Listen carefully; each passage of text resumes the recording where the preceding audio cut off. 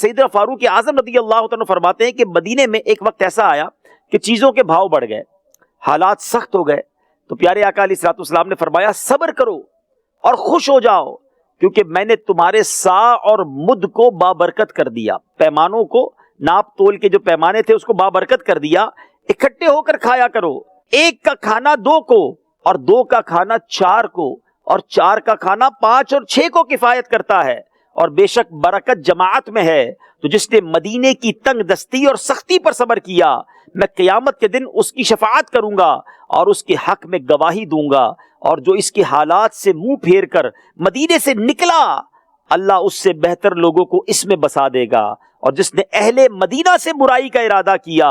اللہ تعالیٰ اسے اس طرح پگھلا دے گا جیسے نمک پانی میں پگھل جاتا ہے۔ اللہ اکبر۔ جو عاشقان رسول اہل مدینہ ہے نا، ان سے محبت کیجئے، ان کی خدمت کیجئے، ان کی دعائیں لیجئے، اور سبحان اللہ مدینے میں پہنچے، تمنا یہی ہو کہ بس زندگی یہیں تمام ہو جائے، تیرا منگتا نہ در بدر جائے، آقا تیری دہلیز پر ہی مر جائے، میرے وارث میرے غریب نواز،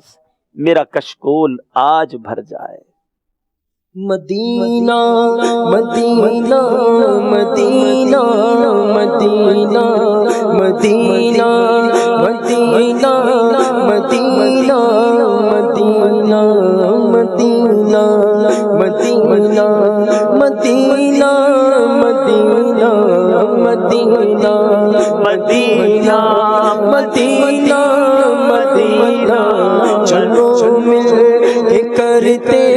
ہیں ذکر مدینہ۔ صلو علی الحبیب صلی اللہ تعالی علی محمد۔ مجھے اپنی اور ساری دنیا کے لوگوں کی اصلاح کی کوشش کرنی ہے۔